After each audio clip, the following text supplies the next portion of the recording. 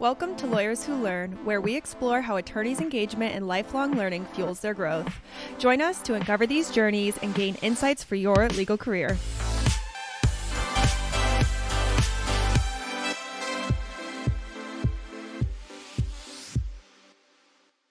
Michele Richman, Chief People Officer of Lawline.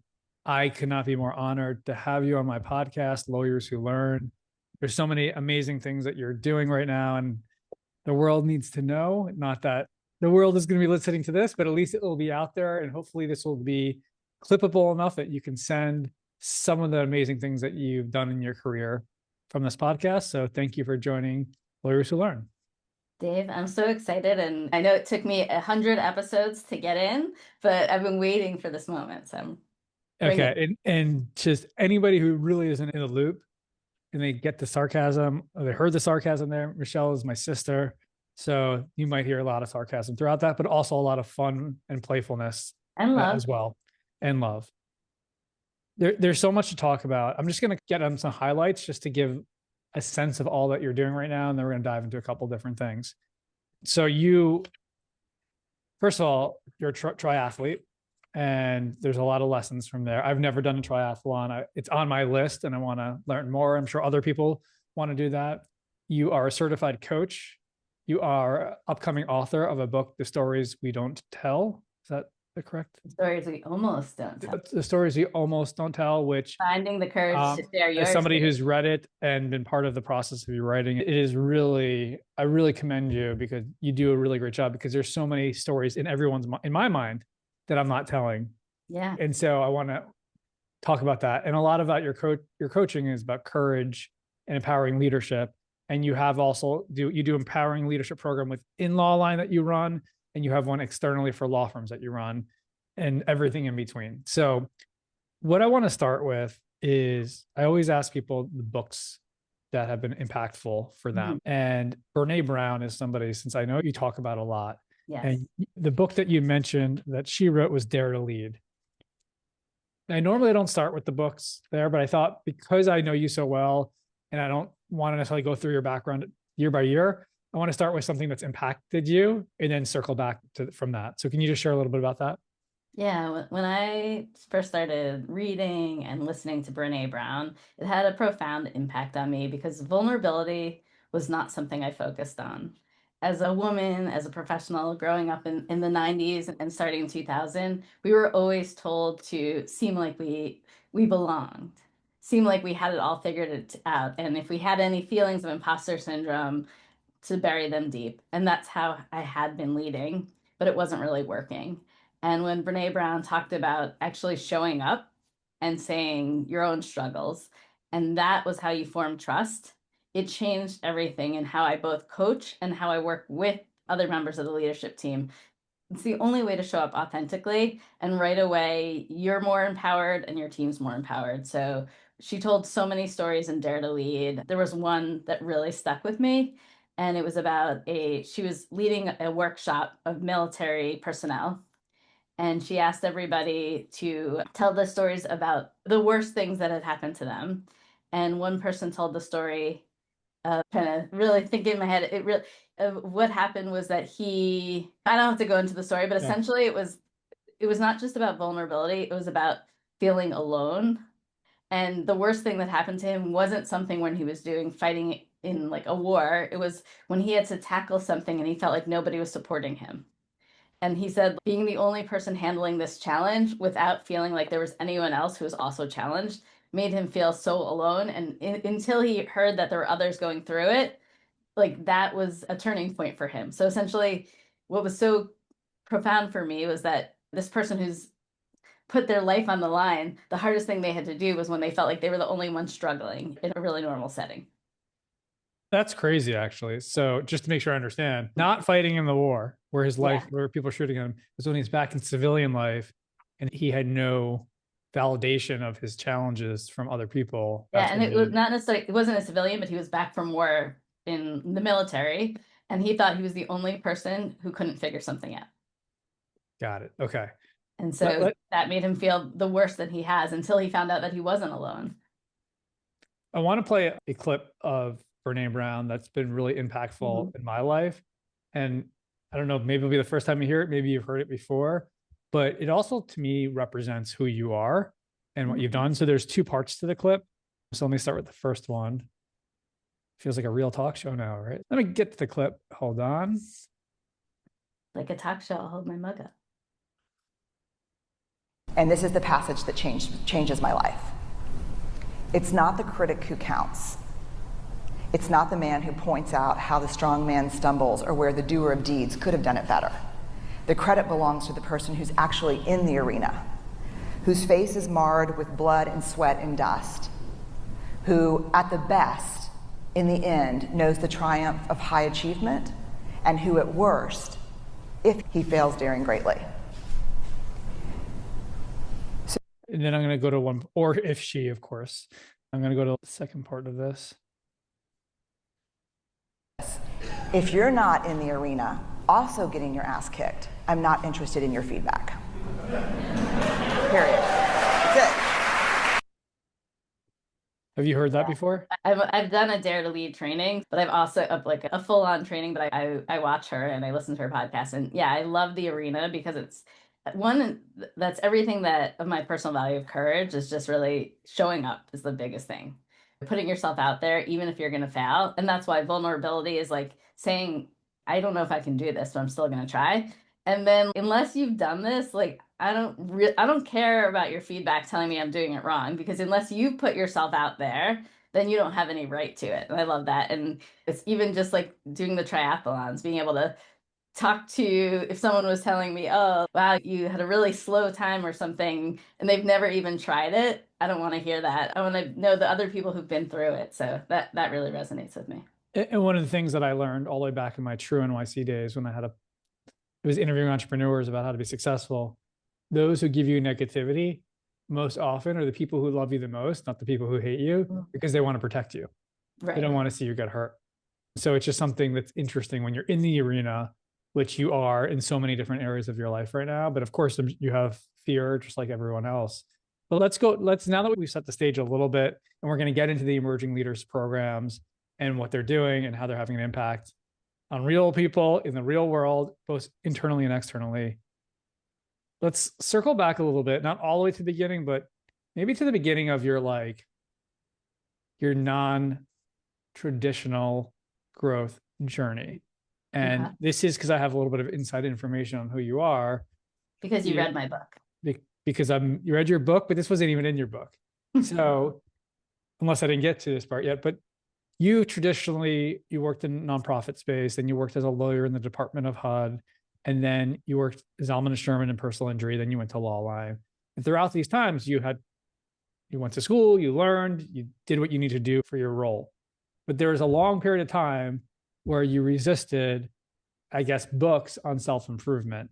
And take me, because this is a really key learning path that maybe somebody else who's a lawyer right now or thinking about this says to themselves, I don't have time to read a book, and I know all this stuff is the same thing. So I'm just curious where your mind, if you can think back when the year was around, the period, because I don't even remember, where you had this mindset shift. Well, first of all, I'm a big reader.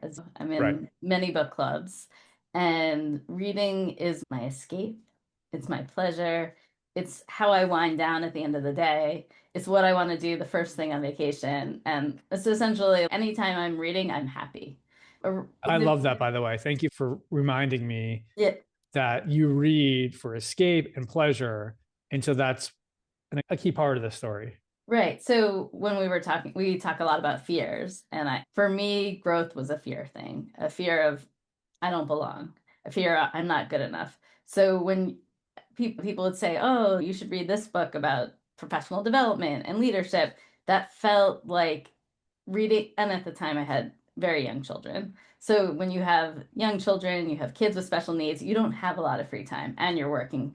So that to think about my reading as doing leadership development is something that I felt vulnerable in, that was my big resistance. I don't have that much time, and I don't want to be doing work that's going to make me feel bad about myself. And I'm also I've always been more of a doer in learning and leadership. So what will I see in a book? That was my resistance before I started. And I think a turning point for me was Mark Green. He was our leadership coach, and we brought him in, let's say 2018, 17. Yeah, so he helped us build the leadership team at Lawline, and then he coached us monthly, came into the office and helped us set up mission, priorities, core values, structure in our daily processes, just to give a little context. So he was the first person who really made me understand what I was doing was already leadership, and made me realize I was really good at it. But not only that, but like I could be better. And he started off something that I loved, and I actually missed these, is we would have these 8-hour leadership planning sessions, and in between he would do a book club, and he would play an audio of a summary of a leadership book, and then we would discuss it. And I got so much out of those, which was literally just 30 minutes, that I realized I wanted more. Then I started doing Blinkist, which is what he had been using, like type summaries. And I realized Blinkist was like summaries of these leadership books. And I realized I wanted more. And the first book that I mentioned that really had an influence on me and leadership wise was How to Win Friends and Influence People by Dale Carnegie. And I realized I had been doing everything wrong. I had always been having all these conversations that were like, this is about me. And if I really wanted to connect with people at the company or both above me and below me, I had to explain more why it was either about them or the company.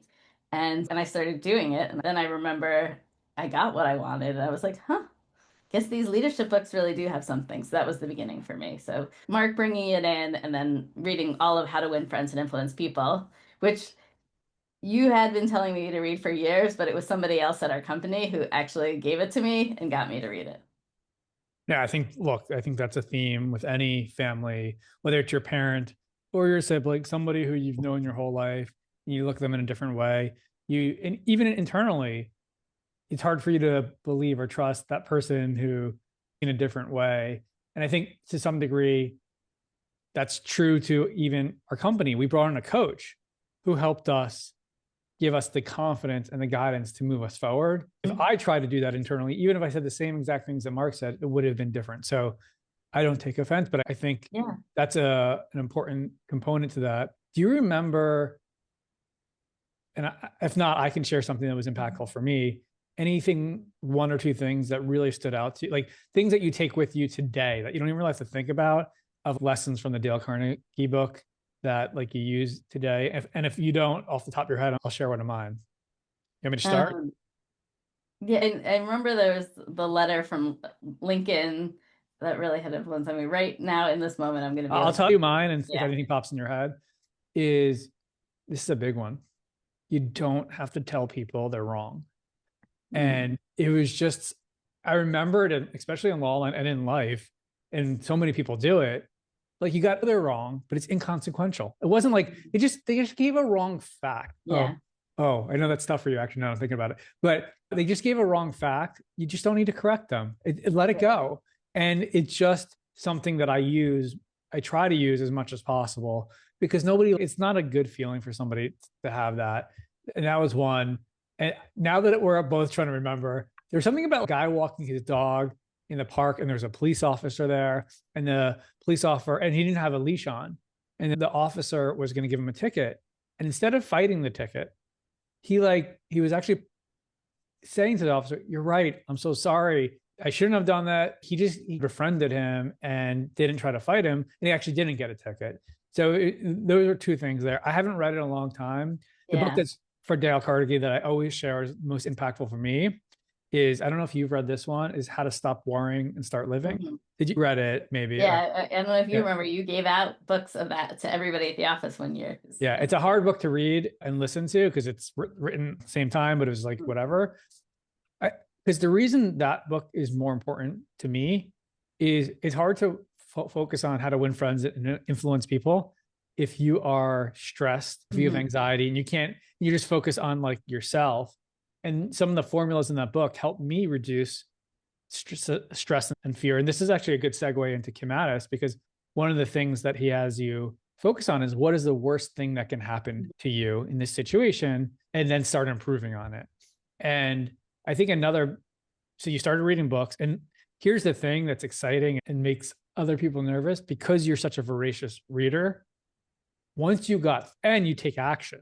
So once you got into the self-help world, you took it by storm, and you started. And when you say things, because you have focus and thought, you say things with authority, and you started book clubs at Lawline, and really important ones. And a lot of people are learning. So we are doing what we did with Mark Green, but in a different way.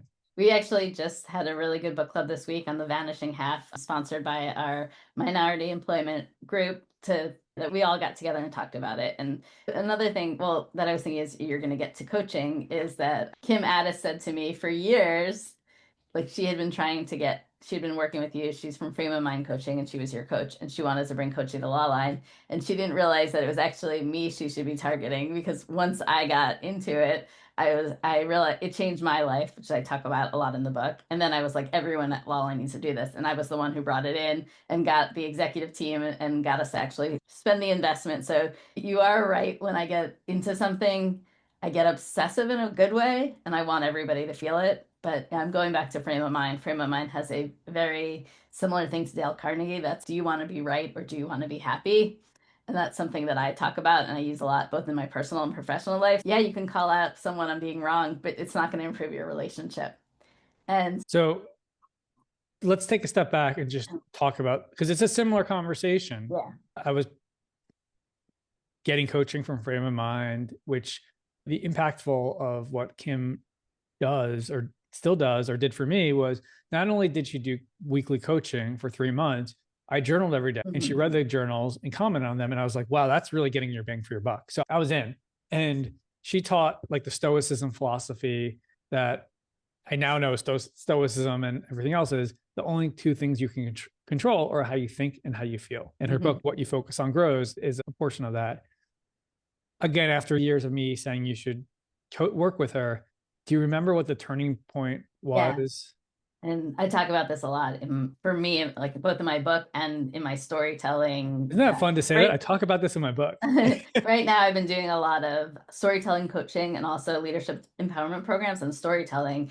And my storytelling, my writing, my coaching actually came from starting to work with Kim. So it was March 2020, and pandemic had just hit. Right. We were all reshuffling our lives. I was at home. I mentioned I had just moved my entire company remote. It was very stressful. I had no business operations people anymore. And my kids were literally behind me doing remote work. My husband was home looking for a job, and I had an au pair who was living here feeling very distraught about being so far away from her family in Brazil. And I was on Facebook, and I was doom scrolling on Facebook, and I was trying to find out, how do I find my bliss again? And Kim Ades posted, I know we're all struggling now. I'm going to offer free 3 months of group coaching, because this is what we all need. And after 3 months, it'll only be $500 a month. Now, I had recently been speaking to Kim about the company and even some other things, and I knew how much she charged, and it was way more than that. And so I said to myself, if I'm ever going to do it, and I say no now, shame on me. So I signed up, and right away I was 100% in. I loved the journaling. I loved the conversations. I loved her questions. I loved going back and forth with her. And I knew that this was something more that I needed.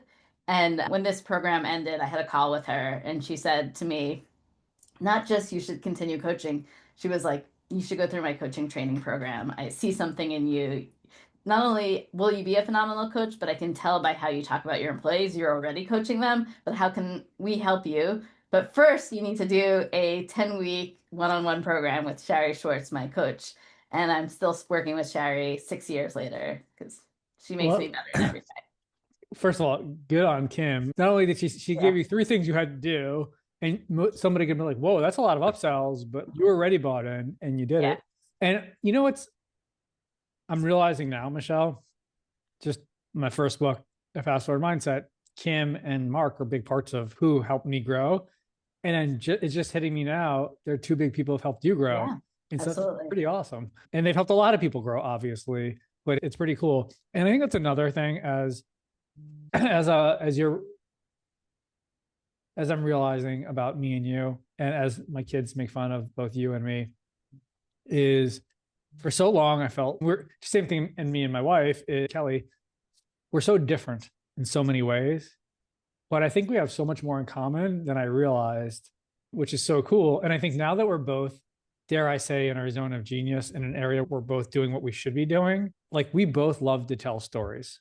And and you have a book about the stories we almost didn't tell. But everything you do with coaching and sharing and book club is you are a storyteller. And I'm just curious if you've ever dissected in your life. I know you mentioned you from Kim, that was part of it, but obviously I think there's something more in the DNA or something internally. Can you think back to like, have you always been like telling stories, or like where did this start to develop for you? First, I think that it would behoove us not to mention our parents. Our father is a pretty master storyteller.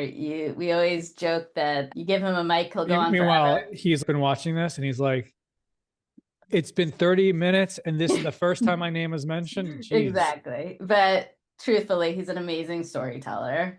And people who have met him for the first time are captured by his energy and his storytelling. So we definitely learned that from him, but also from our mom, Judy, a blessed memory, because she was the ultimate producer.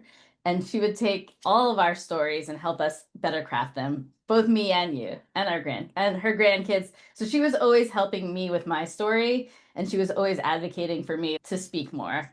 She always told me I had a voice. So from when I was a teenager to 2024, everything that I shared was at her behest, of her pushing me. So I think first we might have our differences, but we share the same values, and how we were brought up is about being open and sharing what we're going through, and knowing that other people will benefit from it. 100%. And yeah, mom, that's why I finished my second book, because like I remember with my first book, I gave it to her. She read the whole thing, gave me all the comments, and she just she was very opinionated, Yes. any part of the story. But I do think part of it's also nature versus nurture. Because if you let's start with your kids. Max is an unbelievable, look at the stories that he creates in his videos. Yeah. They're Oscar winning. So inspiring. Our kid, so both Max does his own videos, but also all 5 grandchildren, my kids and Michelle's kids, they create, whenever they're together, maybe 2 or 3 times a year when they're together for a long weekend, they'll create a movie. And these movies are unbelievable from the beginning to the end. I think about Eli, and I think about the story the video that he created. Can I share the college that he's going to get into Wake College, where she's now accepted, where it was I don't know, maybe a 2-minute video he had to do about people who've been important to him. And I've just never seen a video and a story so authentic in the way he shared it. And this was all him, by the way. He wanted to talk about his relationship with his brother and all 3 of your kids, his cousins, and how it's made him the person he is today. But it was the most genuine thing. And I think that's the key to storytelling, Dave. Is when you're genuine and you want to share about something you love and something that's had an influence on you. And we joke about it because he had all these other college essays that he had been working on, and that you're given all these prompts. But this prompt was just, I want to learn more about you. And he couldn't wait to tell about his love and his relationship with his brother and his cousins and what they do together. And it was the easiest thing he's done. And that's why I'm always telling people, like, this, you have the stories in you, and it connected. And we all think that, and we're all excited to share that him and your daughter are going to be going to college at Wake Forest together. And we think his video had a lot to do with it. So we all have our stories. When we're passionate about them, when we believe in them, it's powerful for us to tell, but it's powerful for people to hear. It's a great reminder, because, and I've read this many different times, the world doesn't need another carbon copy of what you think you should be. There's enough of that. They need whatever is unique about you. And I think this is also a good segue back into the leadership, because it's the same thing about being a leader and being authentic and being who you are. So let's dive into, okay, so we talked a little bit about your thirst for self-improvement and how you've continued that to today, and you do it in a way that's organized, methodical, and you are really good at sharing and taking action. Then we talked about coaching. You went into this coaching program, this group coaching. Then you started working with a coach. Then you actually got certified. You flew to Canada, I think. Was it Canada? You flew to Canada, all the way to Canada, and you did a whole program in person. Then you actually, as part of the certification, you had to work with clients. I think you volunteered, or I don't remember if you got paid. We all coached each other as part of the certification. You coached each other. So just before we get into emerging leaders, take me through that, because I'm sure there's people who start going through that program and start doing the coaching and just realize I love being coached. Being a coach is not for X, Y, and Z. Where were you, like, at any point in that process? How did you go through it? Well, the first thing is it was a huge time commitment, because not only did I have to be coached, so there was somebody I had to, and they had us journaling almost every day. I had to journal for somebody every day. And then I had to meet with this person who was coaching me once a week. And then I had to read somebody else's journal every day and comment on it and respond to their comments and meet with them once a week. So I think the first thing that gave me a little pause is like, this is in addition to my full-time job and my 2 kids and everything else that I'm doing in my life. So it would have been, there was the hesitance, I can't pull this off. The second thing was the person that I was coaching was going through a lot of personal things in their life. And I really had to understand what was the difference between therapy and coaching. And I worked with my own coach on this. And it really helped me realize that, like, therapy is about when you help somebody, like, who's really going back and needs to focus on just what happened. Coaching is about what you use the experiences that you had in your life as the evidence of how to get to your goals. So we can always think of any experience, bad or good, and what we've learned from it. In therapy, it's good to keep talking about it but in coaching, we're like, is that the right evidence to use? Because you can look at all these different stories you've had, but we just talked about your goals. Which ones are going to get you to your goals? So once I was able to switch from just helping them talk for no reason about things that happened in their past to what had happened in your past that's going to use the evidence to help you move forward, then I realized, wow, this is really powerful.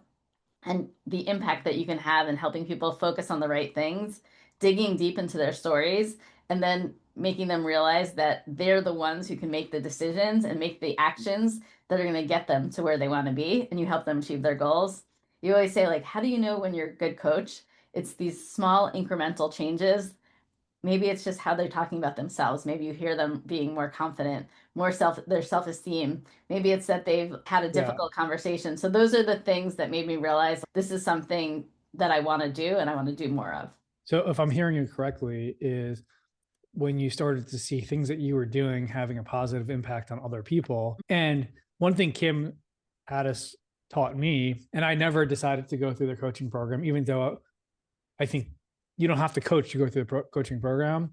I think you're definitely a coach, by the way. You're just not a coach, you're not certified in the FOM methodology, but you've been coaching for years. For sure. Thank you. But oh my God. Okay. So one of the things that she said to me as a coach, it's important to her to get as much value being the coach. And so, like, when she works with a client, she makes sure it's the right fit for her. Sure. Because if a client's just taking and not growing, it's a lot. So do you find when you are working with somebody, it's important for your, like, how do you maybe give a quick answer to that? And then we're going to go to the next sort of phase. But yeah, one thing that's big in the frame of mind is, like, the way that we coach is not to be your accountability person. So if somebody's just looking for me to, like, actually be, like, tell them what to do and then make sure they do it, then I'll tell them we're not the right fit. I'm not here to do your job for you, or I'm not, like, you're a grown ass adult. You can do this. So I want to find somebody who wants to put themselves out there and is open to feedback. That's the key. And if you're not open to feedback, and that's a big part of what I work on in the leadership empowerment program. And it's why we've had more promotions since we started emerging leaders at Lawline than in the history of Lawline. I think we've had 12 internal promotions since launching this a couple of years ago. And it's because people realized that, like, critical conversations, understanding their personal values, being able to delegate properly was the only way to grow themselves. And I've seen the same thing since I started working with law firms, of people finally getting that promotion they wanted, or having excited to go to work because they've reframed their mindset. It reminded me when you said open to feedback, one of the things that Mark Green, when he first came to Lawline, and we didn't have a leadership team. It was me, you, and our COO at the time. And we wouldn't call ourselves a leadership team. We would just have dysfunctional conversations for different reasons, not because of whatever. Yeah. So if you read David's first book, the fast forward mindset, I'll tell you all about it. But the first question he said to me, he didn't say to me, who do you want to be in your leadership team? He said, who is the best learners at your company? And to me, that's very similar to who are open to feedback, because you're open to that growth mentality. So I think that's super important. So you got this training, you came back, you started doing the coaching, and I don't remember this specifically. When was a light bulb moment for you? Let's start an emerging leaders program in Lawline for those who are up and coming and doing a lot, but need some more direction. Yeah, it's a good question. What I didn't mention with Mark Green, another reason I became a reader, is we used to go to twice a year, these leadership summits where authors would speak to us about leadership. So we would meet the authors, we would read their books. And so from starting doing that years ago to, as you said, I became a voracious reader. And not only do I read, I summarize, I create materials. And so I realized I had about 8 years of leadership materials that I had been using informally in my coaching. And we had just really finished another, I think, round of our check-in conversations, our review conversations, and people would say, I just don't know how to grow. We're a small company. I'm happy here, but I've been in this role for I'm stuck. And I knew the answer wasn't externally, and I knew I had it inside of me. So I remember there was a 1 week period where I literally did no meetings. I turned everything off, and I was like, I'm going to take all of the materials, all of my learning, and I want to create. There were a couple of new leaders. We actually had a couple of interim leaders, people who were on maternity leave. They were subbing in, and I was like, this group is going to be my focus group. They're going to be my testers, and I'm going to put together what was a 4-month program. And we met once a month, but we had a lot of materials, and I'm going to test it out on them. And that one, I worked it out through them, but the personal values and the fierce conversations, they hit so hard that I knew I had something. And then right away I was like, forget about it. I'm not waiting for people to be promoted. Let's target who's the next group of what we call emerging leaders, who's on the cusp of promotion. Let me target them. And most of them since been promoted. And then I was like, this program is so good. I want everybody in the company to be going through it. And to this day, we're in our senior HR generalist, Miley, is also leading them. And almost everybody has gone through the program in one form or another. And then what I'm working on now is what's the next level that I'm now doing with our senior leadership team. So you realize for people to grow in your company, there's something more that you need to do. But I just want to add one more thing. I know I've been talking for a while. It's not about me doing it with them. It's about doing it as a group and realizing the peer support. You're not the only one going through this. You're not alone. And I learned so much for everyone in my programs each time that I add to my next program because they're teaching me. It just reminded me, by the way, and I don't think maybe you're making the connection right now. Go back to the Brene Brown book that you dare to lead, and the soldier who came home and didn't feel supported. Yes. Felt alone. That was his biggest challenge. And the biggest challenge we were feeling is we had these leaders who were growing, but they felt alone because there's a leadership team that meets weekly and goes through stuff, but they're like leadership team or growth team to do that. So that's one, too. Now I remember that didn't actually come out of nowhere. We had tried unsuccessfully to ad hoc do training. I know at one point we were looking at TEDx video. Anything else we were doing was just outsourcing content. It was more like watching videos, which that's our business. And so let's talk about that for a second. I think there is a really important 1-2 punch. Continuing education, lifelong learning, watching formal courses, reading books is a key component to your growth. But tell me where, in your opinion, that stops and coaching starts. What I love about that is I do the combo. Before every session, everybody has assigned videos and reading to do because I know You only have to do one of them. You can do both, but I know we have different kinds of learners. So you come in with the knowledge. And I've also given you questions to think about yourself. But when you're the live speaking, and live can be on Zoom, when you're talking things out, that's really when the aha moments come, because it's the questions and the curiosity from both me as the leader, but also the peers that are in the group that get you to the next level, that make you think. But even more, when you can help somebody else through something they're struggling with that you've conquered, you realize you are already a leader. So those things can't happen asynchronously. Yeah. And just to get to how did I get to the next step, the Emerging Leaders Program was such a success. I realized that I had something there, and I said, I'm going to start speaking. I want to start speaking. So I started doing requests for proposals for big legal leadership conferences. And from the first one, I realized I had a little Alan Schnurman in me. And I was actually really, not only really good at speaking and connecting because of the content, but I got so much energy from it. So I started doing more. And I spoke about personal values. I spoke about coaching. I spoke about connecting your metrics to what the company is for employee growth. And then I realized, wow, all of these things we've been doing internally, there's a need from them externally. And that's how I really, where the leadership empowerment came from. Yes, it was successful at Lawline, but I realized everybody really needs this, and especially in the law firm world, there was an opening for that. Thank you. Great segue. You're such a pro. We're going to get into the leadership empowerment program you launched for law firms. But let's talk a little bit more about like the speaking. Again, dare I say, without sounding condescending, I'm so proud of you for all that you've done. No, it's unbelievable, because you've taken 12 years or 15 years of content. You've delivered it into not only one speech, but several speech. You've also helped encourage other people, such as Miley and other people in our company, to become speakers as well, because we've always said the way we run Lawline, we could run a 500-person organization based on the structures and processes there. And to some degree, what you've shown these organizations who are big law, processes that they can use either for their lawyers or their internal teams. It's amazing. I think you've spoken maybe a half a dozen times, maybe more right now. I don't know. More. Yeah. I think 8 conferences. 8 conferences in only a short period of time. And these are only happen once or twice a year.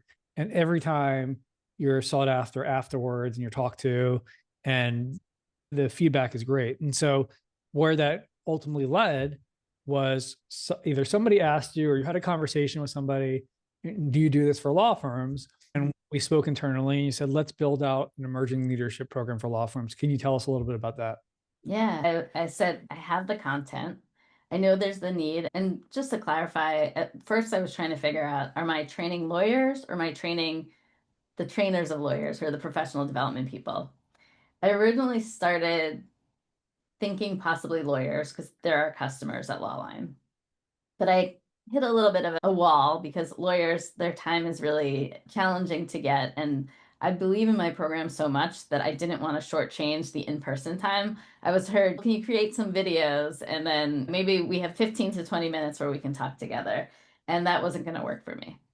I believe too much in my program to cut it down. But there are people whose jobs are to train lawyers who have the actual, are in the firms with them. And I'm like, I want to connect with them. These are the people who've been coming to the conference. They run the CLE programs. They run the professional development. They run the HR, the operations. Guess what, David? They're my people. I've been doing HR and operations almost 20 years now. And so it's not only that I'm running these programs, that I'm sitting with them in the conferences and we all have the same struggles. So I know how to speak to them. I know what they need and I know bringing them together. And so we just started talking to people we knew and we're like, would you be interested in this? When I was at conferences and everyone was like, oh my God, this would be amazing. Sign me up, sign me up. I need this so bad. This person on my team would benefit. And so that we started with some preliminary conversations. We felt the excitement there. And then we put together a program. And I just finished my first program. It only had 3 people. And it was amazing because the 4 of us together, we formed such a tight group that we now have a WhatsApp group just to keep like in touch with each other. both for support professionally, but also as friends. And small groups are key. It could be a little bit bigger, I'd figure it out, but it was just like we all went through it together. Everybody learned, everybody grew, everybody within an hour. The bond, the vulnerability, the trust that was created by strangers I've never seen before. And that's because of both the content, but also because of the shared experiences of people. And that's really what's key. Yeah, I know. I think you have testimonials on your site, but I know it really helped some of them in their career and growth in the firm that they're at. So that was really exciting to see. And I can attest to that being in YPO and Entrepreneurs Organization for over almost 20 years.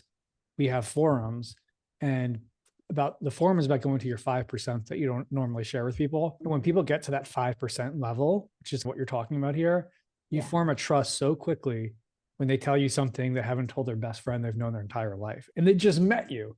It just formed something. So I think there's something special to that. It's definitely Vegas rules. If you could hit a magic button for Lawline in the coaching program where it could scale the way you wanted to, it could do what you wanted, and we're looking back, it's 2030, and the magic button where anything was possible based on where you see, what would the coaching program look like in 2030, looking backwards? I have 100 coaches who've all been trained under me, who are all passionate about coaching, who are all have a growth mindset and love connecting with people. And we are all running programs that we've developed about personal values, vulnerability, connecting. And we have groups running virtually or in person throughout the country with law firms, but not just law firms, David. I would love to do this spread out because it's not just the legal community, small businesses, mid-sized businesses, large firms, that we're really using what we've created to make a difference. And that would be my dream. Our parent company is Further Ed because I've always believed lifelong learning is not about just being a lawyer. It's about a professional and an individual, and we want to further everybody's growth. Dare I just take this a little step further, because I love that. I want to see that happen because I believe in coaching. Coaching has changed my life as well. Do you see it as group? If you had in your first glance, is it a group coaching thing, these 100 coaches, or do you see individual? Well, you just asked me my dream. So my dream is that it's both. Because I think that one-on-one coaching is just as important. I've learned from the best from Kim Ades. You need both. You need the one-on-one, you need the group. And then after the group, you need we're already talking about like getting together, the alumni check-ins, as I call them. So there's like an accountability factor. We just all went through a huge transformation together.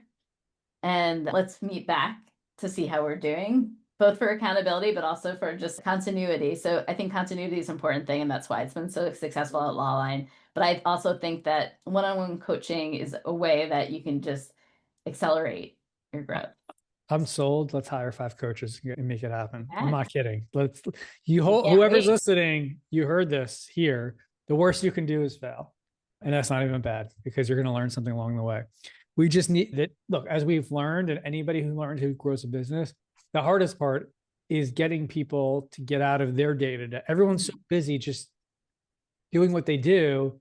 It's hard for people to like take a leap of faith and hire a coach, right? Because they got to pause, whether it's you or any coach they work with.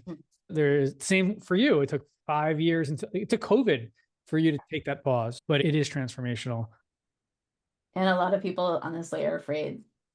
What if I go through this whole program and I'm the same person? And Michelle, that's if you're in life with anything. So that's what they're saying to themselves. There's no way you'd be the same person. You might not achieve all of your goals, but by just having showing up, being in the arena is going to change. It's going to change who you are. You might not have a different job. You might still be struggling with your partner, but you're going to be seeing the situations in a different light. I love it. As we come towards the end, I want to make sure we talk about your upcoming book. And also the program. I'm so excited. We have another leadership empowerment program starting in April. We're currently having people enroll. Okay. Thank you. So we're doing this again. We're continuing to scale. Before we get to 100, we're doing another, what's the word? Small group. small group, and we want to do it we want maybe 6 people. Is that the max you want? What is it? Yeah, I think that would be as far as I'd go. Great. So anybody who's got this far, or maybe we'll do some clips in here, I think there's a lot of great lessons and opportunity and growth for those who join, and value to do this and to get in early before the price is higher as we continue to grow this. So before it fills up.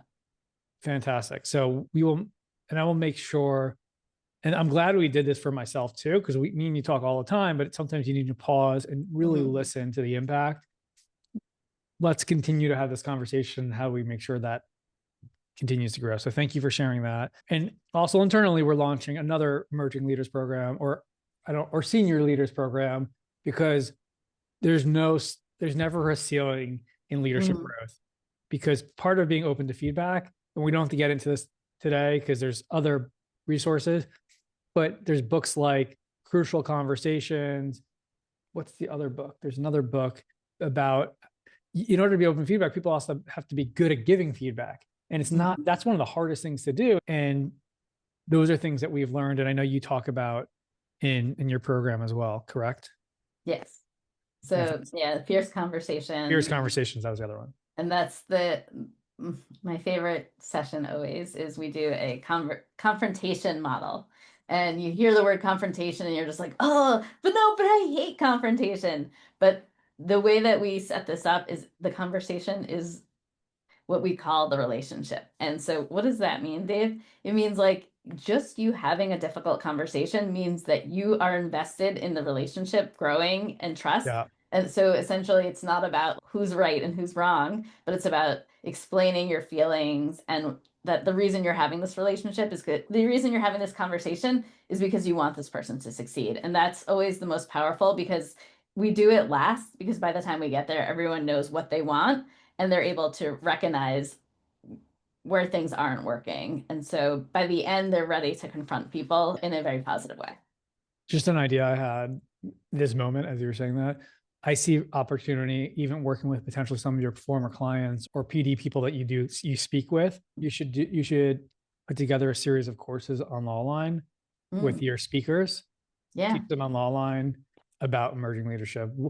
We do so much outside. We might as well do it internally for our 50,000 subscribers. So yeah, no, our customers will love this. No, because we sometimes on-demand learning is all you can have the bandwidth for at this time. So let's end talking about your book, because it's a really exciting thing. Let's talk about the origin of the book, what does it mean? And we'll go from there. Okay.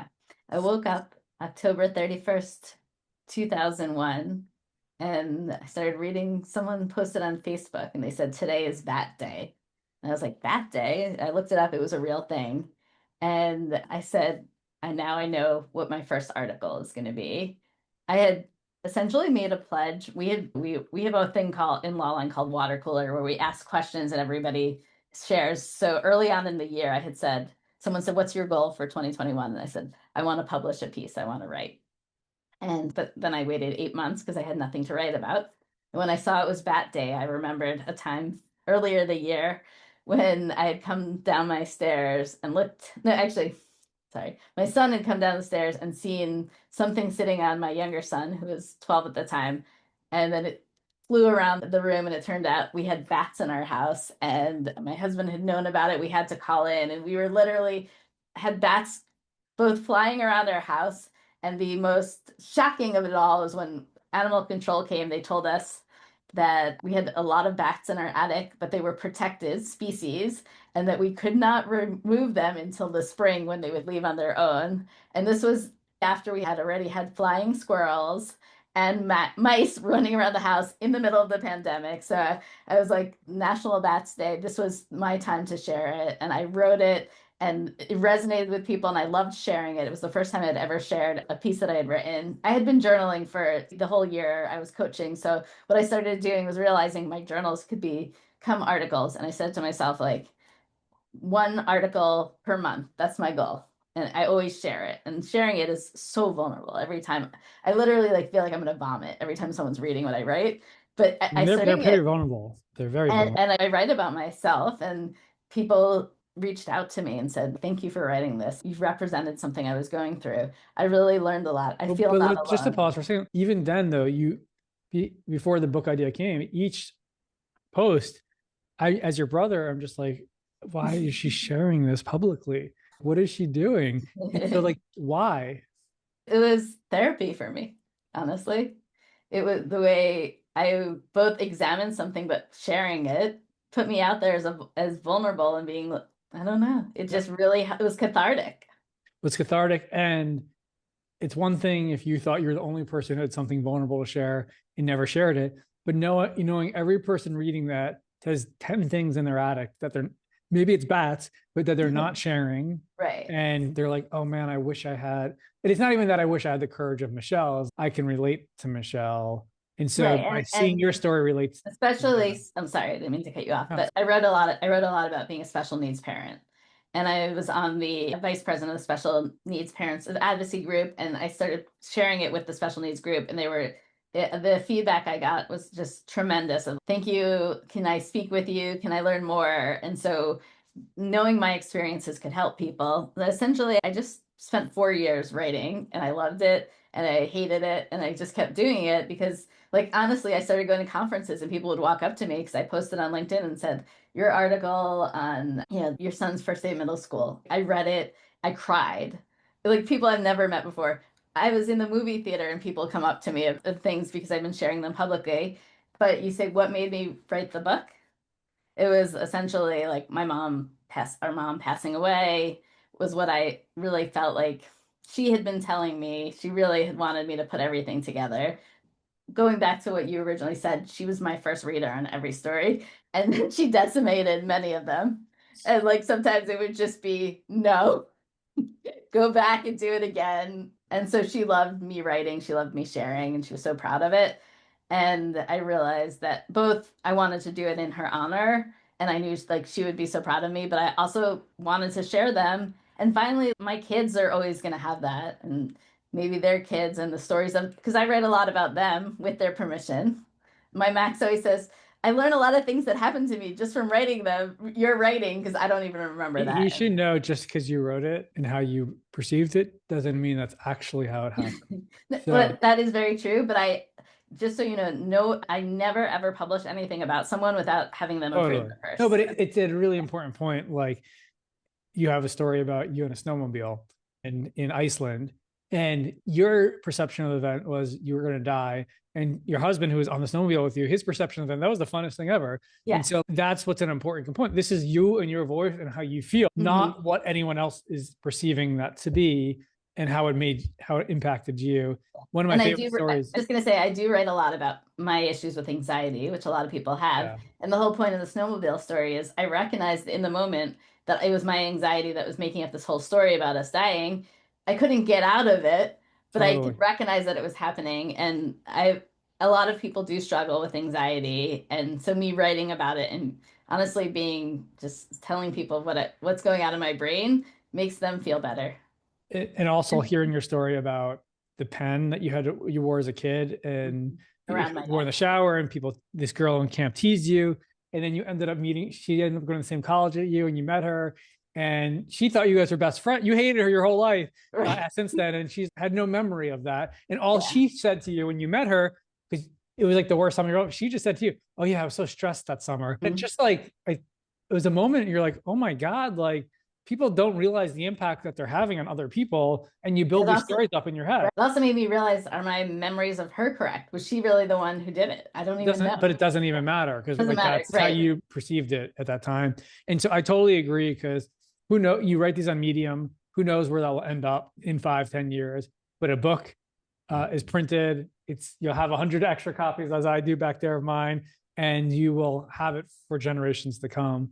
And it just keeps it organized. And now you're a published author, you're a speaker, you're a coach, you're a chief people officer.